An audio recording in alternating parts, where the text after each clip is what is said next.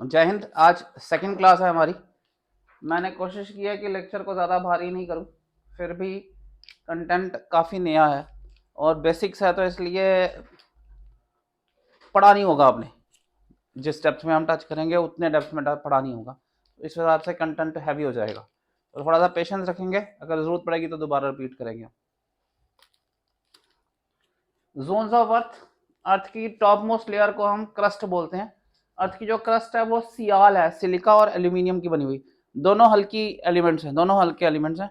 तो हल्के एलिमेंट्स जो है वो आउटर सरफेस पर रह गए, उससे हैवी बीच में, उससे हैवी और बीच में। तो ग्रेविटी ने जो इस तरह अंदर की तरफ पुल किया कि हैवी एलिमेंट सेंटर में चले गए, उससे हल्के बाहर, उससे हल्के बाहर, सबसे हल्के बिल्कुल बाहर रह गए। राइट। तो ये सियाल है, सिलिका और एल्यूमिनियम। 30 to 35 किलोमीटर थिक है। जनरली आपको ये 30 to 65 किलोमीटर मिलती है ऑन द कॉन्टिनेंटल। ये एवरेज दी हुई है, 30 to 35 इज एवरेज। बट आपको कॉन्टिनेंटल प्लेसेस पे ये ज़्यादा लंबी भी मिल जाती है, up to 65 kilometre. But ocean में ये काफ़ी घट जाती है, 5 to 10 किलोमीटर ही रह जाती है। Top most layer that is called crust. उससे अंदर आ जाते हैं, मेंटल कहलाता है। मेंटल का अपर सरफेस जो है वो अस्थेनोस्फीयर है और उसके नीचे लोअर मेंटल होता है। एसिनोस्फीयर जो है लिक्विड फॉर्म है, लो वेलोसिटी जोन बोलते हैं। देखिए जी, जब भी अर्थ वाइब्रेट करती है, इस वाइब्रेशन से जो वेव्स जनरेट होती हैं उनको हम एस वेव्स और पी वेव्स में डिफ्रेंशिएट करते हैं। P is the primary waves, S is the secondary waves. ये वेव्स जो हैं इनमें से कुछ का ट्रांसमिशन जो है वो सॉलिड फॉर्म से होता है, कुछ का लिक्विड फॉर्म से होता ही नहीं है। तो वो जो डिफरेंशिएशन है ये हमने अगली क्लास में अलग पढ़ना है, इसलिए अभी मैं इसको ज़्यादा डिस्कस नहीं करूंगा। तो ये जो डिफरेंस है इनका, लिक्विड फेज में चेंज हो जाता है, लिक्विड फेज में कम हो जाता है या बिल्कुल नहीं होता, उससे हम ये अंडरस्टैंड कर पाए हैं कि अर्थ की अलग अलग सर्फेसेस कौन कौन सी हैं। तो अस्थेनोस्फीयर जो है ये लो वेलोसिटी जोन है। जो प्राइमरी वेव्स होती हैं उनकी स्पीड और सेकेंडरी वेव्स की स्पीड में यहाँ बहुत बड़ा चेंज आता है, उसको हम अगली क्लास में डिस्कस करेंगे डिटेल में। ये सीमा कहलाती है, सिलिकॉन और मैग्नीशियम की बनी हुई है, 2900 किलोमीटर थिक है। इसके बाद आउटर कोर आ जाता है, 2100 किलोमीटर का है, ये मोल्टन है। और इनर कोन जो है वो नाइफ, Ni स्टैंड फॉर निकल, Fe स्टैंड फॉर आयरन। तो आयरन और निकल का बना हुआ है, 1370 किलोमीटर थिक है, प्योर सॉलिड है। और यही जो सॉलिड आयरन है सेंटर में, this is basically responsible for the magnetism of the earth. तो यही मैग्नेटिज्म के लिए रिस्पॉन्सिबल है। Right.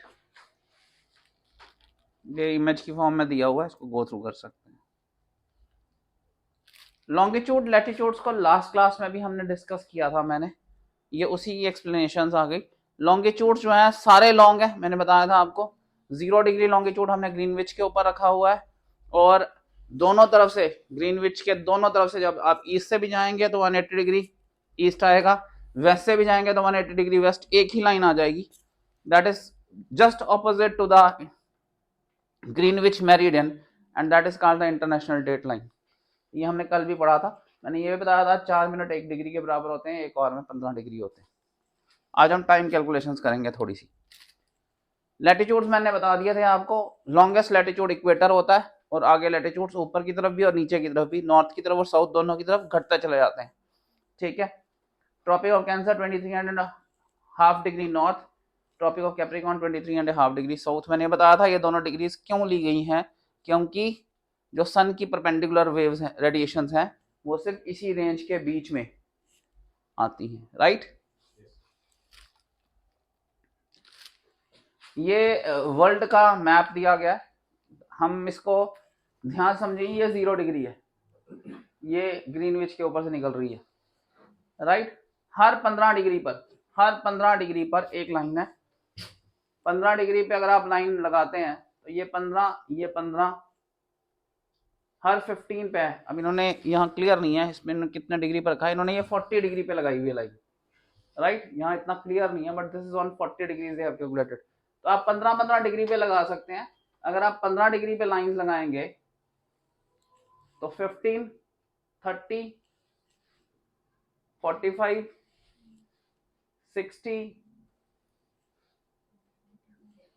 75, 90 and so on, it will reach to 180 degree east here.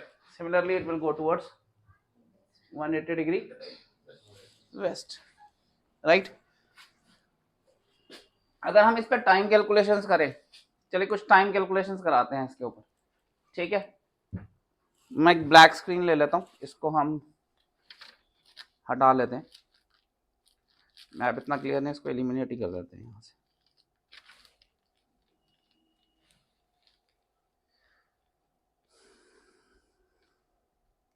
मैं इसको छोटा सा कर रहा हूँ।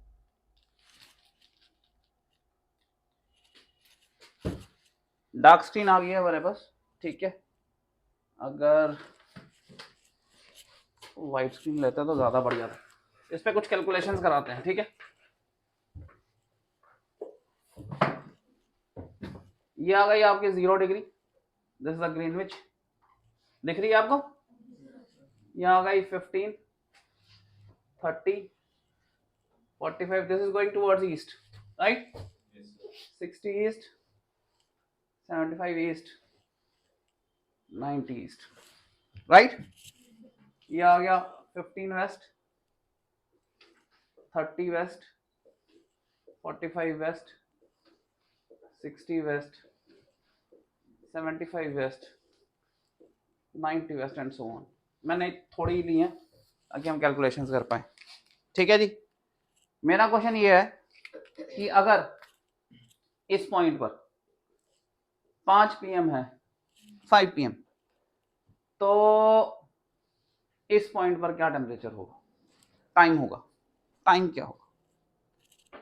अब देखिए, इसका सिंपल सा फंडामेंटल अगर याद रखना है, वो याद रखना है कि जो दोनों टाइम डिफरेंस दिए गए हैं डिग्रीज में डिफरेंस, अगर वो ईस्ट ईस्ट में है तो माइनस होंगे, अगर वेस्ट वेस्ट में है तो भी माइनस होंगे, बट अगर ईस्ट और वेस्ट में होंगे तो ऐड हो जाएंगे, जैसे नेगेटिव पॉजिटिव होता है। अगर आपको 5 और -5 के बीच में डिफरेंस पूछा हुआ है तो ये 5 माइनस -5 हो जाता है, दैट इज 10। तो वैसे यहाँ होता है, ईस्ट और वेस्ट में अगर पूछा जाएगा तो वो ऐड हो जाएगा, ईस्ट ईस्ट में होगा तो सब्ट्रैक्ट होगा, वेस्ट वेस्ट में होगा तो भी सब्ट्रैक्ट होगा। अब ये 45 डिग्री ईस्ट है और ये 30 डिग्री वेस्ट है, यानी ईस्ट और वेस्ट के बीच में है, तो ये 0 से इधर गए हैं और ये 0 से इधर आए हैं, ये पूरा ऐड हो जाएगा। पॉइंट समझ आ रहा है आपको? So it will become 45 plus 30, it will become 75। 75 degrees का दोनों पॉइंट्स में डिफरेंस है, राइट? 15 डिग्री जो होता है वो 1 घंटा होता है, तो इसे 15 से डिवाइड करेंगे, कितने घंटे का फर्क आ गया? 5 घंटे का फर्क आ गया। यानी आप ये समझ के रखिएगा, ईस्ट में टाइम पहले आता है, वेस्ट में बाद में वो गुजरता है टाइम।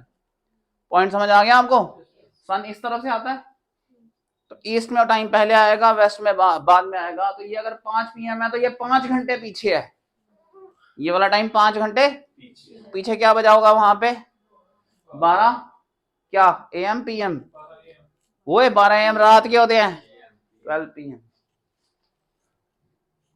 समझ आ गया आपको? पॉइंट समझ आ गया जी? Got it? अगर मैं इसी क्वेश्चन को इन 2 डिग्रीज में पूछ लूं, now this is A and this is B, और यहां इन दोनों के बीच में बताना है, यहां 5 बजे हुए हैं, अब बताओ। अब ये भी ईस्ट है और ये भी ईस्ट, ईस्ट और ईस्ट के बीच में डिफरेंस निकालेंगे तो क्या करेंगे हम? सब्ट्रैक्ट, डिग्रीज को सब्ट्रैक्ट करेंगे तो कितना आ जाएगा? 60 को 15 से डिवाइड करेंगे तो कितना आएगा? 4, और वो 5 घंटे, ये पीछे वाला टाइम है, तो ये 5 घंटे पहले यहाँ पे, यहाँ 4 आया तो 4 घंटे पहले यहाँ पे 5 बजे होंगे। मतलब समझ आ रहा है आपको? यहाँ पे 4 घंटे पहले 5 बजे होंगे, तो 4 घंटे पहले अगर 5 बजे हो तो 5 में 4 घंटे ऐड कर देंगे, तो यहाँ कितने होंगे? 9 PM। कैलकुलेशन समझ आ रही है आपको? अब एक आप मुझे कैलकुलेट करके बता दो, 60 डिग्री वेस्ट और 30 डिग्री वेस्ट के बीच में डिफरेंस, इन दोनों के बीच में, ये A और ये B, यहाँ 3 बजे हुए हैं, यहाँ कितने होंगे? अब दोनों के बीच में डिग्री का डिफरेंस कितना है? 30 डिग्री, 30 डिग्री और 15 से डिवाइड करेंगे कितने और आ जाएगा 2 और यहाँ पे 3 बजे हैं, यहाँ 3 2 घंटे के बाद बजेंगे तो यहाँ कितना बजा होगा? समझ आ गई कैलकुलेशन? टाइम कैलकुलेशन आ जाएंगी अब समझ? ठीक है, इस पे क्लास में और प्रैक्टिस कराएंगे, क्वेश्चन तो कंफर्टेबल हो जाएगा। प्रेजेंटेशन आगे करें। देखिए जी, एक कॉन्टिनेंटल ड्रिफ्ट थ्योरी थी। आज हम टिटबिट्स में कंपोनेंट्स कर रहे हैं बेसिक्स के, क्योंकि जब हम ज्योग्राफी शुरू करते हैं मोस्ट ऑफ द स्टूडेंट्स को बेसिक का आइडिया भी नहीं होता और बहुत सारे कंपोनेंट उन्होंने सुने भी नहीं होते, राइट? तो एक थ्योरी आई जिसे हम कॉन्टिनेंटल ड्रिफ्ट थ्योरी बोलते हैं, ये अल्फ्रेड वेगनर ने दी थी। ये थ्योरी बोलती है कि एक टाइम ऐसा था जब सारे के सारे कॉन्टिनेंट्स इकट्ठे थे और एक सुपर कॉन्टिनेंट की फॉर्म में थे जिसे पैंगिया कहा जाता था। सारा का सारा सी भी इकट्ठे था, उसे हम तथस सी बोलते थे। सारा का सारा कॉन्टिनेंट एक बंडल में था। फिर इसकी प्लेट्स डिवाइड हो गई और एक यूरेशियन प्लेट बनी, एक गोंडवाना लैंड बनी, एक ऑस्ट्रेलियन प्लेट बनी। जो फ्यूचर इंडिया है वो भी यहाँ से सेपरेट हुआ, वो ऊपर आता गया और वो अल्टीमेटली किसमें घुस गया? ऊपर वाली जो यूरेशियन प्लेट थी उसमें। यूरेशियन प्लेट के ही 2 कंपोनेंट बन गए, जैसे नॉर्थ अमेरिका, यूरोप और एशिया बना। जो नीचे वाली प्लेट थी इससे गोंडवाना लैंड से, इससे 2 पार्ट बने, एक साउथ अमेरिका बना, एक अफ्रीका बना। और ऑस्ट्रेलियन प्लेट के हिस्से से ही टूटा हुआ इंडिया। तो इंडिया किससे टूट के ऊपर आ गया, जुड़ा? अल्टीमेटली कहाँ जुड़ गया? ऊपर यूरेशिया में। और ये इंडियन यहाँ जहाँ ये जुड़ा वहां पे, ठीक है, जब इंडिया जुड़ा तो 2 प्लेट थी, ऊपर वाली, नीचे वाली और ऊपर वाली। ये प्लेट इसके ऊपर चढ़ गई और जहां ये चढ़ी यहाँ हिमालयास बने। पॉइंट समझ आया आपको? तो यहाँ पहले सी होता था, इस जगह पे सी था, जहां पे अल्टीमेटली प्लेट्स ऊपर राइज कर गई। वो जो सी वाला एरिया था वहां पे वेदरिंग के साथ साथ जो है वो फिलअप हो गया और वो प्लेन्स जनरेट हो गए, जिन्हें आज हम गैंगेटिक प्लेन्स बोलते हैं, वही जनरेट हुए। तो ग्रेट प्लेन्स जो है इंडिया के, वही जनरेट हुए, राइट? आइडिया हुआ जी आपको? This was some 200 million years ago. और एक कॉन्टिन्यूसली ड्रिफ्ट होते होते ये आज भी ड्रिफ्ट हो रही है। ये थ्योरी बोलती है कि आज भी ड्रिफ्ट हो रही है। इसे कॉन्टिनेंटल ड्रिफ्ट थ्योरी बोलते हैं, अल्फ्रेड वेगनर की है, सुना होना चाहिए। इसके ऊपर फर्दर क्लासेस में हम डेप्थ में करेंगे। आज मैं सिर्फ चीजें इंट्रोड्यूस कर रहा हूँ इन स्मॉल कंपोनेंट्स, थोड़ा हर चीज को टच करेंगे ताकि एक बेसिक फाउंडेशन बन जाए, ताकि नेक्स्ट जब डेप्थ क्रिएट की जाए तो इसको हम सेपरेट पूरी एक क्लास पढ़ेंगे। इसके ऊपर एक क्लास पूरी पढ़नी है हमने। एक क्लास जो हमने जो आज कॉन्टिनेंटल स्ट्रक्चर किया, टाइम जोन्स, उसके ऊपर हम एक फिर डेप्थ क्लास करेंगे। जियोलॉजिकल टाइम्स के लिए भी शायद बहुत लोगों ने नहीं सुना हुआ। ये अर्थ का, when earth came into shape, ये पहले बॉल ऑफ गैसेस था, ठीक है, जो ग्रेविटी के अंदर, it was basically created from some star. तो ये बॉल ऑफ गैसेस था, वो गैसेस का बॉल जब ग्रेविटी के अंदर इकट्ठा होना शुरू हुआ तो प्री फेज है उसे प्री कैम्ब्रियन स्टेज बोलते हैं।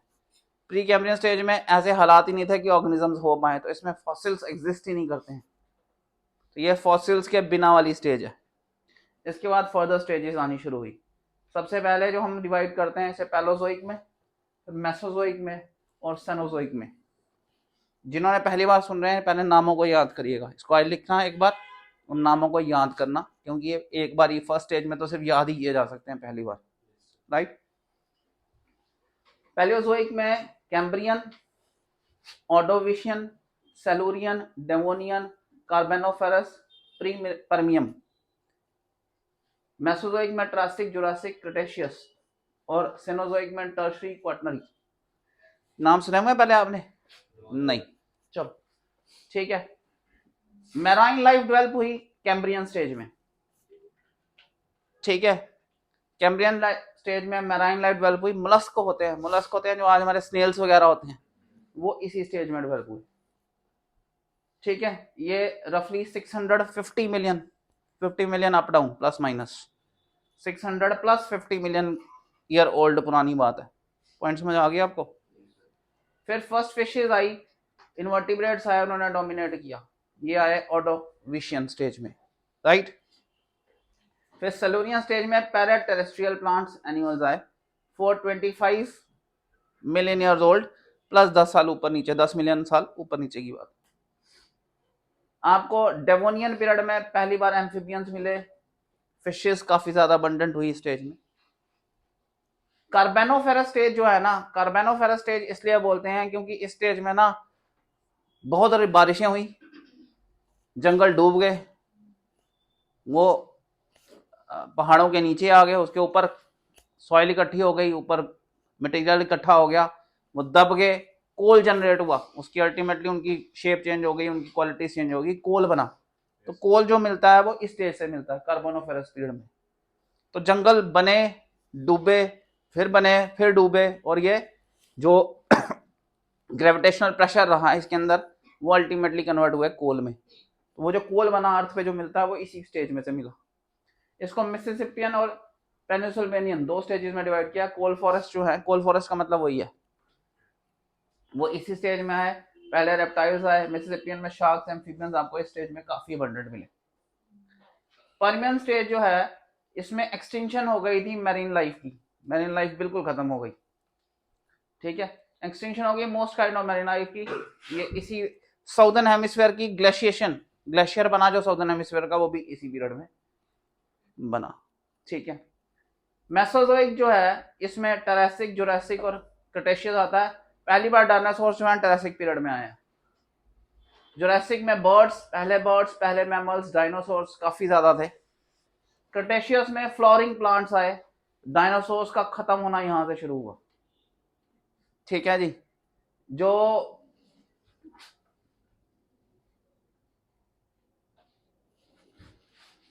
क्लाइमैक्स हुआ डायनासोर्स का, वो इस क्लाइमैक्स ऑफ डायनासोर्स में जो इस टाइम रहा, यहां से डायनासोर्स अल्टीमेटली क्लाइमैक्स की तरफ चले गए। सेनोजोइक में टर्शरी आती है। पैलियोसीन में पहली बार प्लेसेंटा, प्लेसेंटा होता है जिसे वूम्ब में जुड़ा होता है बेबी, प्लेसेंटल मैमल्स आए। इयोसीन में मॉडर्न टाइप ऑफ मैमल्स आए। ओलिगोसीन में रनिंग मैमल्स आए। मायोसीन में, जो ये पैलियोसीन है ना, जो घोड़े की, जो आज हमारा हॉर्स है, उसकी जो अर्लीस्ट फॉर्म थी ना, वो पहली बार इस पे पैलियोसीन में आई थी, ठीक है। रनिंग मैमल्स ओलिगोसीन में, मायोसीन में जो ग्रेजिंग मैमल्स है, पैलियोसीन में कार्निवोरस जो है एनिमल्स वो जनरेट हुए, ठीक है। नॉर्दर्न हेमिस्फीयर की ग्लेशिएशन प्लेस्टोसीन में हुई है, राइट। इसी को आइस एज बोलते हैं। आइस एज बेसिकली 4 स्टेजेस में आई थी। बहुत ठंड होती थी, फिर बर्फ पड़ जाती थी, बिल्कुल पूरा का पूरा वर्ल्ड के मेजर कॉन्टिनेंट्स आइस से ढक जाते थे, बहुत सारे एनिमल एक्सटिंक्ट हो जाते थे, फिर ठीक हो जाता था एनवायरनमेंट, फिर दोबारा ये रिपीट हुआ। ये 4 बार रिपीट हुआ है। डेप्थ हम दोबारा फर्दर क्लासेस में डिटेल में पढ़ेंगे, क्योंकि इसके ऊपर पूरा पूरा एक लेक्चर बनता है, ठीक है। और मॉडर्न मैन जो है, जो होमोसेपियंस हैं, वो इसी स्टेज में आना शुरू हो गए थे। बट जो मॉडर्न मैन डेवलप हुआ है वो आपको रिसेंट फेज में 11,000 साल पुराना ही है। ये स्टेजेस, नाम, कौन सी चीज कब जनरेट हुई, याद होना चाहिए, ठीक है। और पहली बार सुनने में तो पहली बार सुन के भी अजीब सी लगते हैं, आस्ते आस्ते ही याद होंगे, ठीक है भाई।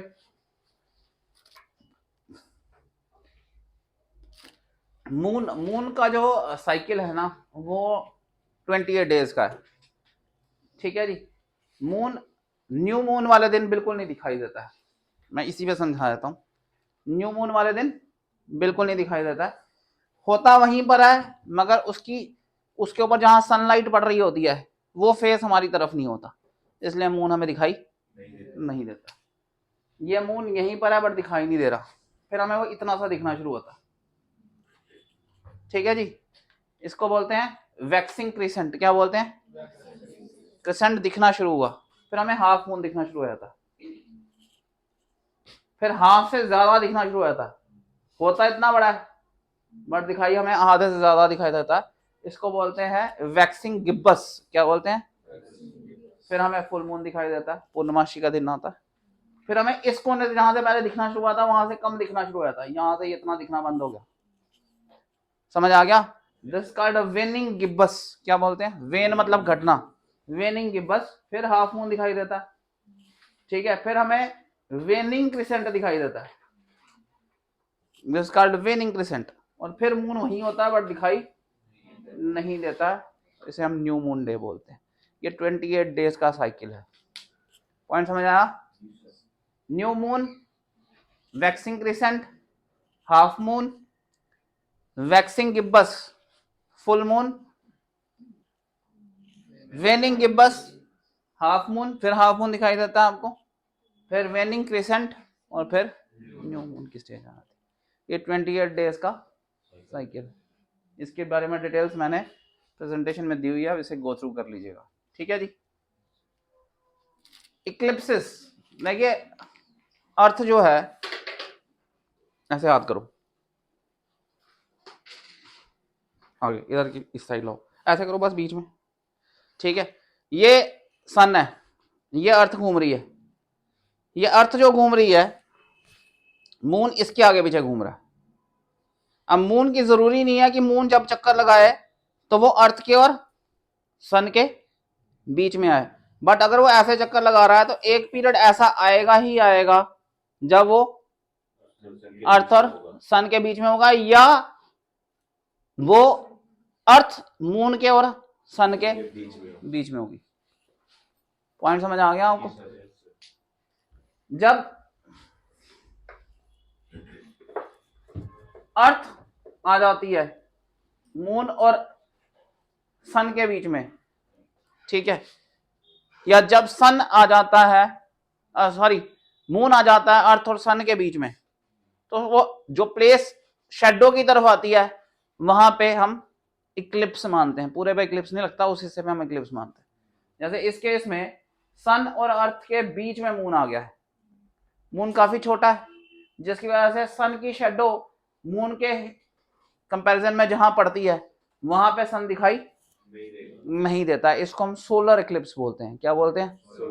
Solar Eclipse. ठीक है जी। अगर ये मून यहां पर होता, अर्थ बहुत बड़ी है, तो अर्थ की शेडो में ही आया था मून पूरे का पूरा, उसे हम क्या बोलते हैं? Lunar Eclipse. पॉइंट समझ आ रहा है आपको? जनरली अर्थ का साइज बहुत बड़ा है मून के मुकाबले, और सन का साइज और भी बहुत बड़ा है मून के मुकाबले, इसलिए मून दो तरह की शेडोज में आता है, एक कंप्लीट शेडो में आता है, एक पार्शियल शेडो में आता है। देखो मैं एक समझाने की कोशिश करता हूँ। कोई भी कोना जो है, कोई भी एक चीज जो है, उसको यहां से भी सनलाइट पड़ रही है और यहां से भी सनलाइट पड़ रही है, राइट? यानी पूरे के पूरे इतने हिस्से से उसको सनलाइट पड़ रही है। अगर अर्थ के पीछे मून आ जाए और किसी भी हिस्से से सनलाइट ना पड़े, कोई भी हिस्सा सनलाइट का ना आए वहां पे, यानी वो कंप्लीट डार्कनेस का फेज हो, उसे हम उम्ब्रा बोलते हैं। क्या बोलते हैं? इस जगह पे जहां ये बीच में दिखाया गया है, इस जगह पे सन की कोई लाइट नहीं पहुंच सकती। अगर आप यहां से भी लाइट डालोगे तो भी नहीं पहुंचेगी, यहां से डालने की कोशिश करोगे तो भी नहीं पहुंचेगी। इसे हम उम्ब्रा बोलते हैं। उम्ब्रा रीजन में कंप्लीट ल्यूनर इक्लिप्स होता है। बट अगर वो पिनुम्ब्रा में हो, पिनुम्ब्रा एक ऐसा रीजन है जहां पे सन के कुछ हिस्से की लाइट नहीं बढ़ रही है बट कुछ की बढ़ रही है, जैसे ये वाला रीजन है, यहां से यहां वाला, इसमें अगर आप सन की लाइट को क्रिएट करने की कोशिश करें, मैं अगर सन की लाइट को लाऊं तो जिस जिस जगह पे इतने हिस्से की लाइट नहीं पड़ेगी बट इतने हिस्से की यहां से बढ़ जाएगी, यहां से बढ़ जाएगी, तो कुछ हिस्से की लाइट पड़ेगी, कुछ हिस्से की नहीं पड़ेगी। ये पार्शियल शेडो का रीजन आ जाता है। ये जो पार्शियल शेडो का रीजन है इसे हम पिनुम्ब्रा बोलते हैं। ये भी ल्यूनर इक्लिप्स ही होता है but is a partial lunar Eclipse. Complete lunar Eclipse तभी आएगा जब मून जो है वो उम्ब्रा रीजन में होगा। किसमें होगा? देखिए पार्शियल ल्यूनर इक्लिप्स में क्या होता है, वो ऐसे ही हो गया जैसे आपने कमरे में 4-5 बल्ब जलाए हुए हैं और किसी चीज की शेडो बनती है।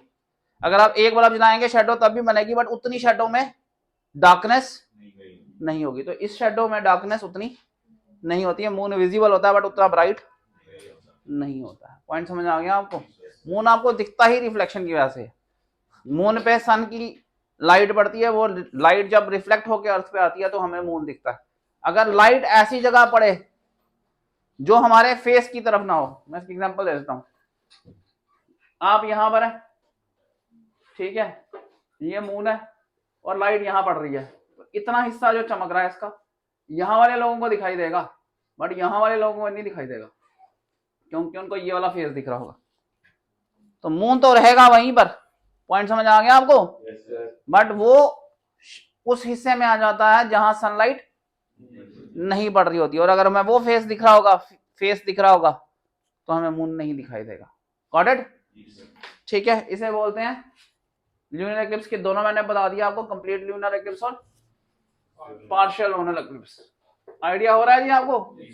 देखिए मैं मान के चल रहा हूं कि आपको अभी कुछ नहीं आता है ज्योग्राफी में, ठीक है, और हम अभी क्या करेंगे, जैसे आप पढ़ाई शुरू करते हैं तो आपको ABCD सिखाया जाता है। ABCD सीखते टाइम हम ये नहीं पूछते कि यार ये कैट का CAT क्यों होता है, अभी हमें ABCD नहीं आता। तो मैं मान रहा हूं कि अभी हम इसी पोजीशन में, जिस दिन हम ये ब्लॉक्स इकट्ठे कर लेंगे सारे, जैसे आज हमने एक्लिप्स का ब्लॉक इकट्ठा किया थोड़ा सा, आज हमने जो हमारे टाइम लैप्सेस हैं उसको थोड़ा सा याद किया, पहली बार सुना, ठीक है, थोड़ा सा हमने अर्थ क्रस्ट के कंपोनेंट इकट्ठे किए, तो ये ब्लॉक्स बन जाएंगे। जिस दिन ये सारे ब्लॉक इकट्ठे हो जाएंगे ना, उस दिन हम इसकी असेंबली डालेंगे। जब हम ब्लॉक्स होंगे हमारे पास, आइडिया होगा, तो असेंबल करना बड़ा आसान हो जाएगा, अपने आप स्ट्रक्चर बन के आ जाएगा। पॉइंट समझ आ रहा है?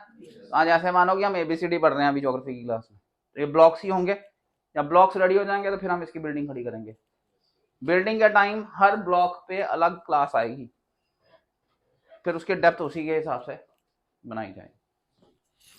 अभी तो मुझे ये सोचना पड़ रहा है कि मैं ये वर्ड बोलूं या नहीं बोलूं, इसको बोलूंगा फिर इसके बारे में बताना पड़ेगा, फिर इसके बारे में और बताना पड़ेगा, तो मुझे रिस्ट्रिक्ट करना पड़ रहा है। तो इसलिए बहुत सारी चीजें मैंने बड़ी जर्नल बताई हैं, डेप्थ के पॉइंट अंदर का कुछ नहीं बताया, ताकि वो अंदर अंदर अंदर ना जाना शुरू हो जाए।